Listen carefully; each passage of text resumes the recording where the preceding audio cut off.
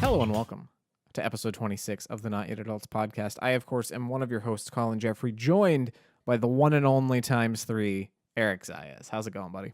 Pretty good, actually. With there's some, how do I word this, hiccups with stuff, but right now I'm pretty excited with what's happening. I think we'll talk about that a little bit more in this podcast.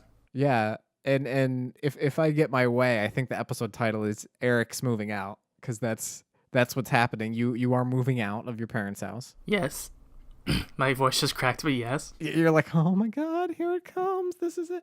Yeah, I mean, first of all, congratulations. Despite the fact that we haven't officially done moving out as a topic on the show yet, I feel like that's one of, if not the most frequent things we talk about on this podcast, is that being sort of a short-term goal for both of us, is getting out of our parents' homes and kind of being more self-sufficient, a little bit more independent. And you're doing it. You beat me to the punch. You're getting out there. So that's pretty exciting. How did that come to be? What has that process been like for you, sort of from the thinking stages to the actually doing stages? Well, it all starts years Dark ago. and stormy night. A dark and stormy night when I met a man named Malik Nyasha. And I just realized I haven't asked him if it's okay to talk about him on this episode, but I'm sure he will be. And his social security number is? And his social security number. No, I met him through my friend Ryan Burr. I don't know why I'm giving first and last names. I should just give first names. Whatever. It doesn't matter. Anybody who listens to this already probably knows them and like is friends with them. But my friend Ryan, I've known him since junior high. In fact, he used to live with me for like a year at the place I'm staying with my parents' house. And then when he moved out, he moved in with his girlfriend, and after a few months, they got a roommate. A man who I had not met at the time, who I guess Ryan became friends with at a school he went to after we left junior high, and kind of went to separate schools.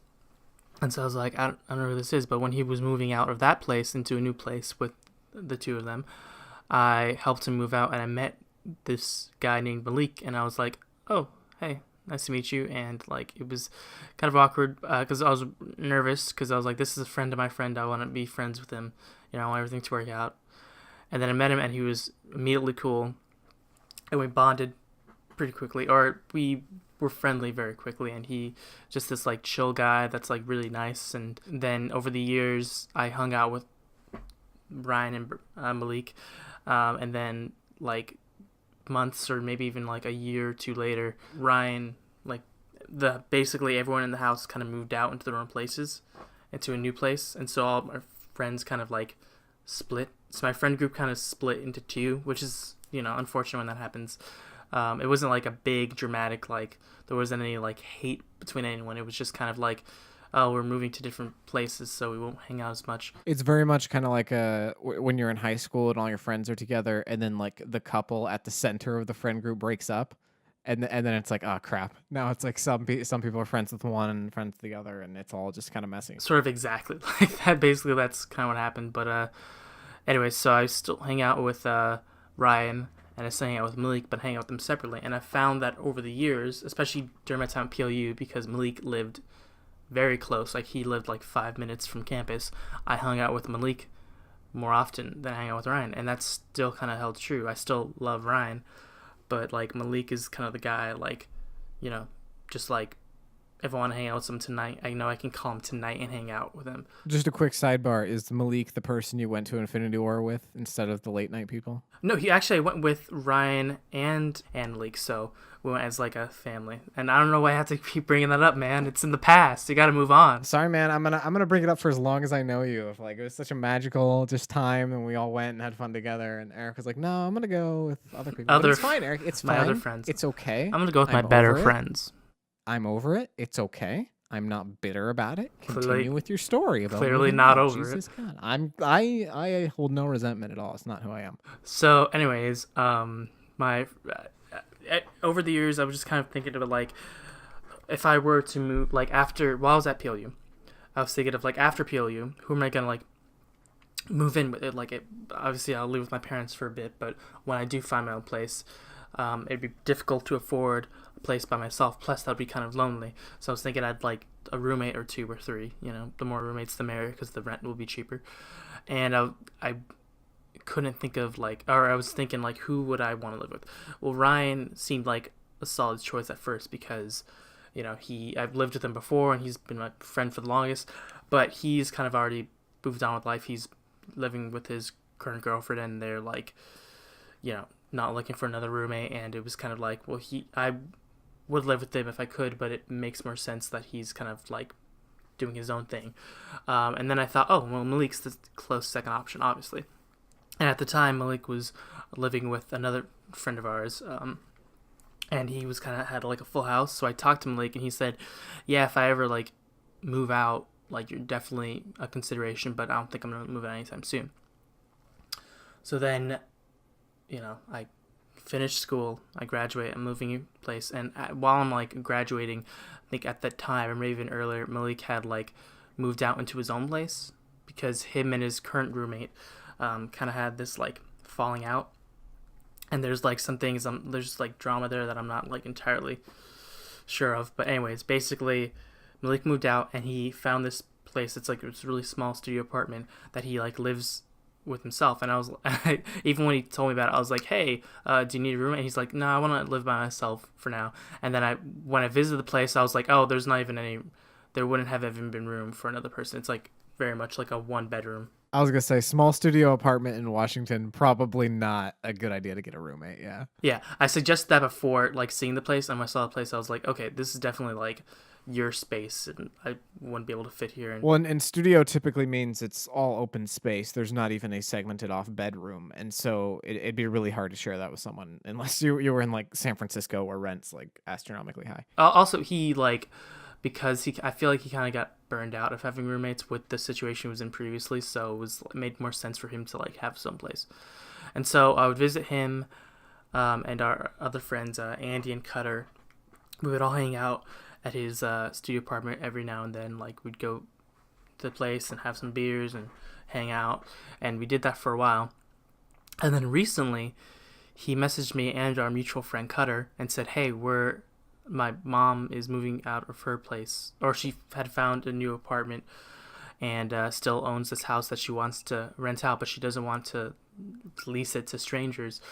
So she'd rather lease it to her son and some of her son's friends that she knows he trusts." And so Malik was like, "Hey, you're one of my friends that I trust. Would you want to move in with this place with me?" And so I was like, "Great." And just for the timeline, how long ago was this? A couple weeks ago. Okay, so this all happened pretty quick then. Mm-hmm. So, but this is like what I've been waiting for. And like when I moved out of like school, I kind of thought of like my list of priority stuff. Like finding a new job was obviously the first priority, and then like paying off student loans a close second, and then finding a new car. But like now, like with life, like I feel like when opportunities come to you, if it's like what you've been looking for, you kind of like, if you can make it work, you should, because if you let it pass you by and then try to do things the way that you expect, like you can plan for things to happen in your life as much as you can, but sometimes things just like happen and you gotta kind of like roll with the punches. Yeah, it never works out exactly how you plan. So just like you said, just taking it as it comes, I think is the best way to go. So I was like, I really want to jump on this. And originally rent was going to, just with the three of us with that house, rent was going to be like too high. So we're like, okay, we got to find a fourth person. And so we found one pretty soon after that. It took us a week for Cutter to contact his friends, and Cutter's brother has a friend named Jory, who's another guy who I'd never met, but both Malik and Cutter were friends with, and like knew and trusted. All your friends have like really interesting names. Like it's like Malik and Cutter and Jory, and I'm like, mine's are like John and Steve and Carl. It's like all very generic names. Yeah, very unique names for sure. And they're all really cool, like, and have like unique personalities. And so like I was like, oh, I never met this Jory guy, but if you guys vouch for him, I trust him. And then the day I met him was, or like rather the night I met him was the night we met up at the house, which I had been to before and like knew what the space was. And it was the first time Jory had been at the house. And we went there, we gave Jory a little bit tour, we asked him like how he felt, and he's like, "I'm down." You like interviewed him of like, where do you see yourself in 5 years? What are your aspirations? No, not even that. It was like I met him, was like, "Hi Jory, nice to meet you, I'm Eric." And then we showed him the house and he was like, "I'm down." And then Malik's mom was there, Well, she showed up a little bit later because she was getting off work, and then we just like went over the terms of the lease and just signed. That's awesome. And like I knew what the rent was going to be like with this fourth person, and it was all it's all kosher. But it was really interesting, pretty straightforward situation. Like I was paranoid that like new things would arise with the lease that I wasn't anticipating, but no, it was like communication between Malik and his mom and between Malik and the rest of us was like 100%. Well, and not to undermine you, but I'm sure there will be something something related to moving into a new place or signing a lease or anything will pop up. That's just the nature of the deal. But like you said, of just having that communication open and having it not be some faceless or anonymous landlord that you don't have any cadence with. The fact that it's one of your friend's moms, it's like there is a relationship there, and so if something does go awry or something is a little off from what you thought it was supposed to be, having that pre-established relationship to be able to communicate on that, I think is really important. It was definitely different from the only other experience I have with like signing a lease, which is the place that I lived at for a year. For my last year at PLU, I was signed a lease for a place like a block from campus, and it was definitely like everyone involved was a stranger. The three people I was living with and the landlord, which is sort of the case often with these kind of things, and they're all very chill and very nice, but it was very much like, I don't know these people, and like if something goes wrong with like rent or something, like I was just paranoid that like I'll feel the brunt of it, like it'll the niceties will like disappear if something like that happens. Whereas with this situation, the like main person operating the lease is like my friend's mom, so it's very much like, oh, I know this person, I like can trust them. They won't like turn around and be like, oh, I'm stealing your security deposit or something. That won't happen. Just touching on the subject of roommates for a second, I mean, correct me if I'm wrong, but it sounded like with off-campus housing at PLU, you didn't know any of your roommates going into it.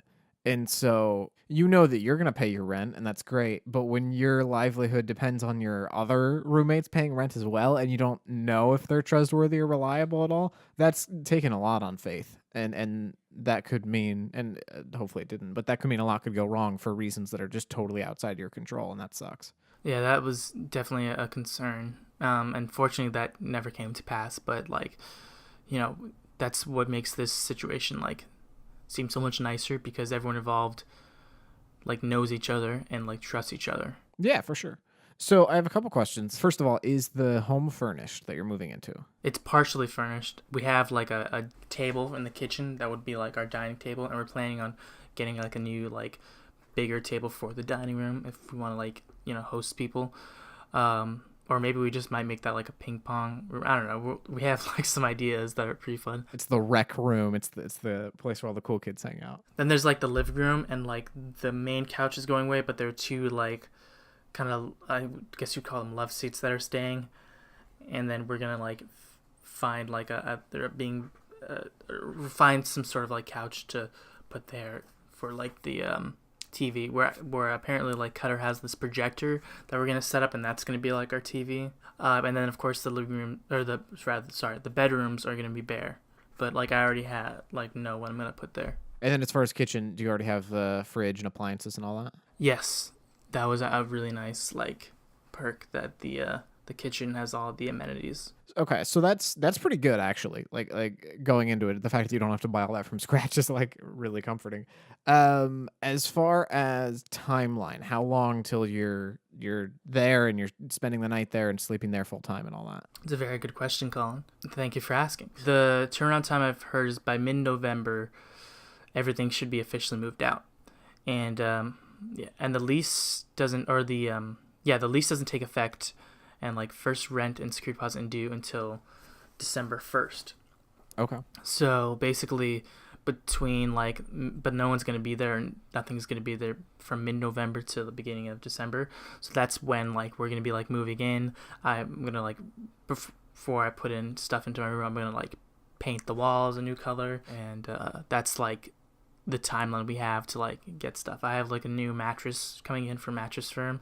Not a sponsor. So Eric, you haven't gotten your new mattress from Mattress Firm yet, but if you had to guess, how comfortable and luxurious is that amazing new Mattress Firm mattress going to be? Colin, I don't know if you heard, but we're not sponsored by Mattress Firms. We're not. I'm sorry. What? No. Okay. Sorry. I got confused there. Yeah. My apologies. We can't be pipping out at a company that's not going to be. Well, I'm saying is if we show them how good we are at it, then they may be like, oh, wow, it was so natural. Now just read this one and we'll start sending the checks. No freebies, Colin. Okay. Fair enough. Mattress Firm, we revoke that.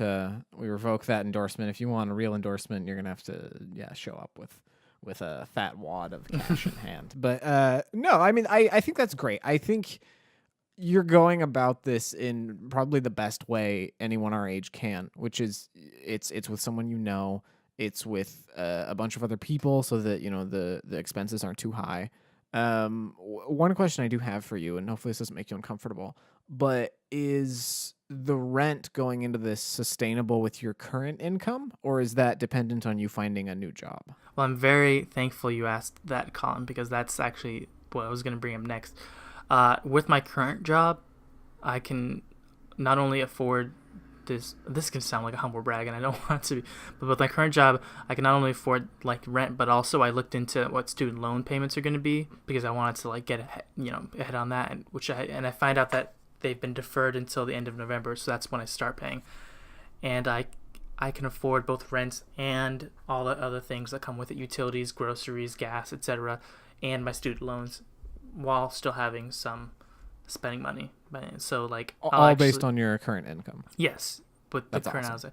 But obviously, I still want to like find a new like better job. And I think that's great. But the fact that you have security in going into this new situation, but staying with your current job, I think is great. That's I'm sure a huge load off your mind. So one thing I'm curious about, just because I'm kind of in the thick of this right now in my own way, is what, if any, maybe it's too early to see what effects this has had, but what effects has you being in the process of moving out had on your relationship with your parents and the rest of your family? Well, they've completely disowned me. I'm just kidding. Oh, geez, that's rough. That's rough, bad. Man. No, they're like, I mean, they're sad to see me go, and they like when I said I officially signed the lease, they're like, oh, we're gonna miss you and stuff. But I think they're kind of surprised how like soon it is. Sure. Because like it feels like I just moved back in, and now I'm already heading back out. And they're also concerned, like, will I be able to afford it? Like, are you sure you can trust these new people and stuff? But like, I feel like I've done, enough like forward thinking and like planning and stuff that I'm not just going into this blindly. And I definitely had to crunch some numbers because I was convinced that like, oh, even with 4 people, I won't be able to afford this. And I would have to tell Malik, like, unfortunately, I can't do this. But then when I crunch the numbers, like with my current income, it actually works. And so, they're definitely concerned, like good parents are, but they're relieved to know that like I'm not moving in with strangers, and that like I've done, I've planned the financial stuff, and it works out. So yeah, I think inevitably going into a situation with that, like, you're never going to be able to plan everything, no matter how much of your finances you think you have worn down, and no matter how close you think you are, you're not really going to know till you've just taken the jump. That's very true. And with something like utilities, I won't know like the exact price of utilities until, we're at least a month in and the first bills come in. And even that's going to change depending on the season, I know here utilities for us are way worse in the winter because of heating and all that. Mm-hmm. But it's the fact that you're putting the time in and you've put the work in to show this isn't a pipe dream. I'm serious about this, and I'm willing to put the work and effort in to figure out, even just a guess of what expenses are going to be. I think probably has bought yourself a lot of goodwill with your folks, and has probably made them a lot less worried. And like you said, it's a parent's job to worry to a certain extent, and they do that because they care.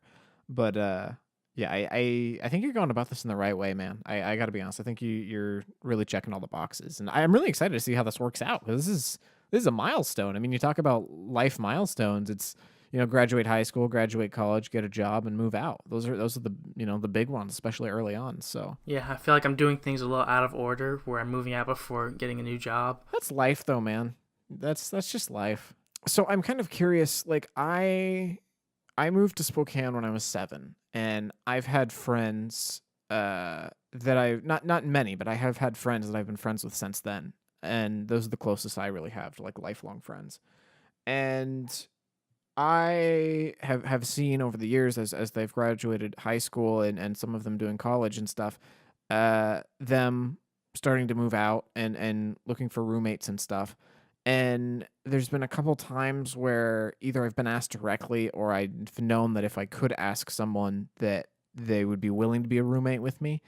And that's something I've always hesitated from, not because I don't think they'd be a good roommate, but because I'm worried that kind of being in an incubator almost, spending that much concentrated time with or even just around someone could sort of tarnish the friendship. And so I don't want to sound like being a defeatist, but are you worried about that at all going into this? That the friendships you had with these people not living together may be very different than the relationships you have with them while you are living together? Yeah, it's definitely a concern. I have a lot of friends who like talk about like moving out or whatever, and say like, oh, well, this person is my best friend, but I could never live with them because like we would go crazy. I mean, that's something that I can't really know until like it happens, and also I feel pretty confident, and hopefully it's not foolish confidence, in these like particular people that I won't, especially with Malik, that will jive together and be really good roommates, because we're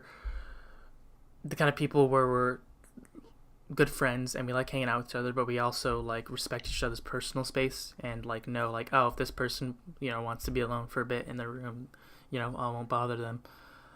But yeah, time will tell, and I hope that friendship doesn't get affected in any negative ways by this. In fact, I hope it only gets better, and I'm confident it will. Well, keep us updated on the situation. I'm curious to sort of see how it's developing. I mean, it's exciting. Like I said, you kind of beat me to the punch, so I'm sort of vicariously living through you right now. I'm like, what are all the details? Tell me all about it. Can't wait till a few episodes from now when it's titled Eric Moves Back In With His Parents. I mean, hey, you got it out of your system. You found out. It's like going to Hollywood to be an actor. You try it for a few weeks, you realize you don't make it, and then you move back, and it's fine.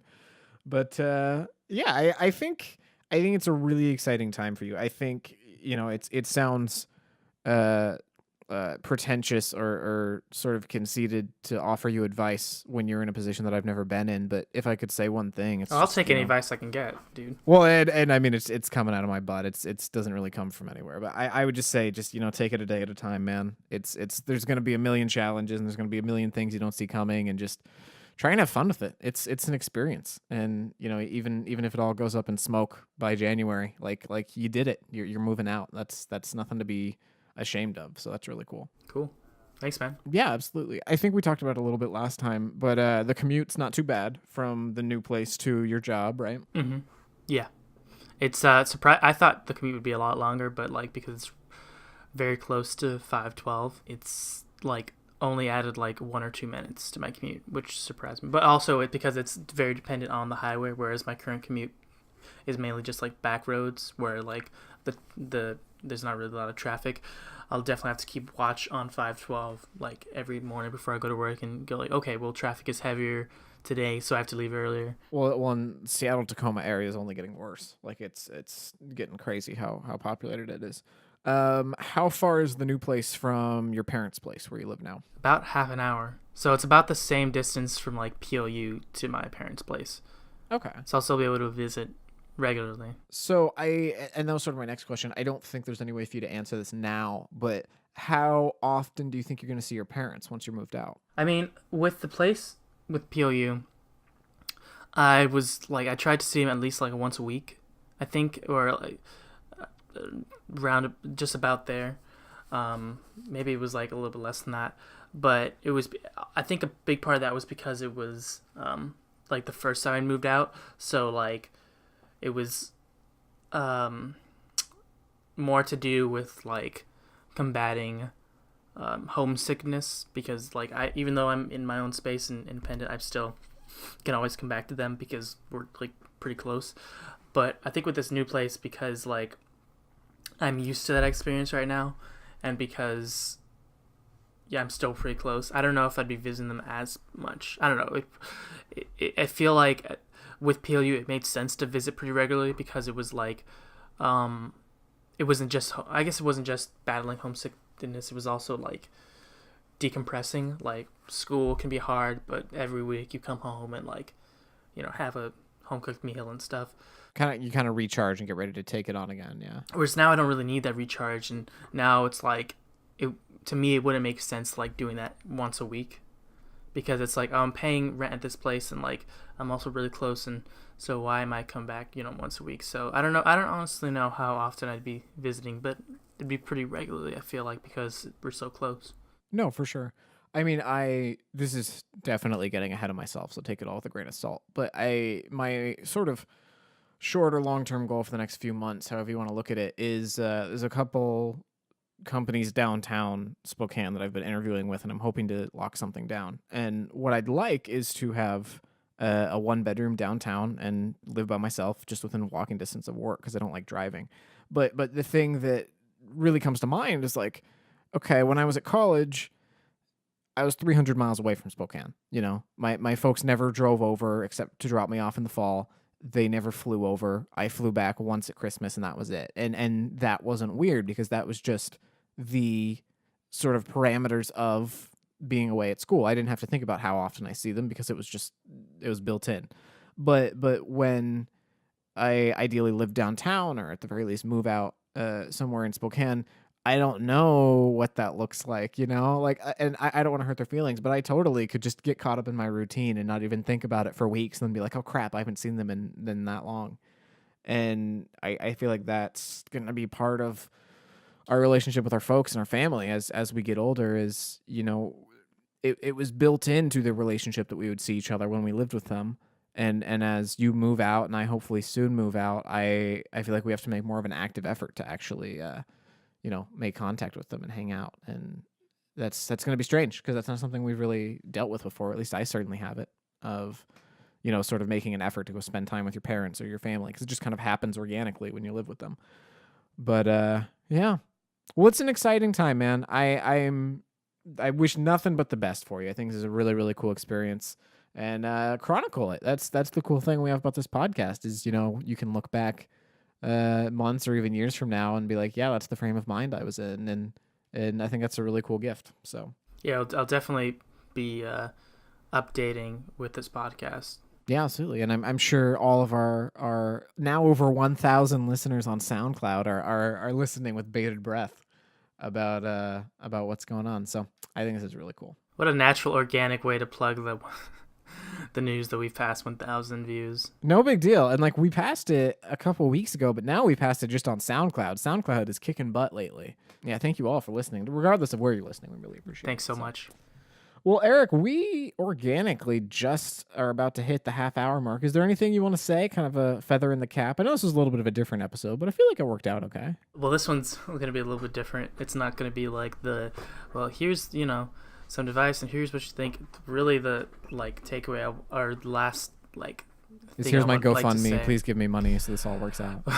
Something to that effect. I was just going to say, wish me luck. In the comments, in the tweets, and the Facebook messages. Yeah, I mean, look, man, luck is great, but I don't think you need it. I think you're putting as much work into this as anyone our age could be expected to. And I think you're going to be fine. I think it's going to work out. Oh, well, in that case, I'll stop putting any more work into it and just let things happen. Let it fly, man. Just let whatever's going to happen. It's all good. Alrighty. Well, folks, this has been episode 26 of the Not Yet Adults podcast. Remember that this podcast comes to you every Monday and Friday at 9 a.m. Pacific time on YouTube, Google Podcasts, Apple Podcasts, Stitcher, and all sorts of podcast services. We had a message lately from one of our buddies about Podbean being a service that potentially people want to see us on. And we looked into it, and it doesn't make sense for us right now because they charge another monthly hosting fee in addition to SoundCloud, which we already pay. But maybe in the near future. So if you want to hear us on Podbean, let us know. Reach out to us. Or if there's any other services you want us to get on, let us know, because we're always looking to make the podcast as easy to listen to as possible. We're also all across the social medias. We're on Facebook, Instagram, and Twitter at Not Yet Adults, as well as on our own subreddit, r/Not Yet Adults. Hang out with us there. Check us out. Send us a message. Let us know what your favorite episode is. We'd really appreciate it.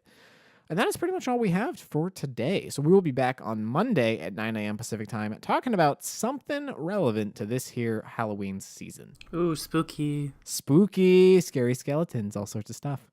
Should be a good time. So until then, thank you all so much for listening. And this has been Not Yet Adults. Bye-bye.